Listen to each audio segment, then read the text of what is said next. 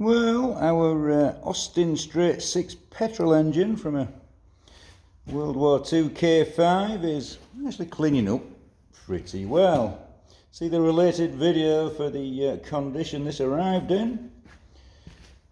I've just filmed an episode for a new little series of freeing this engine off, debating will it ever run.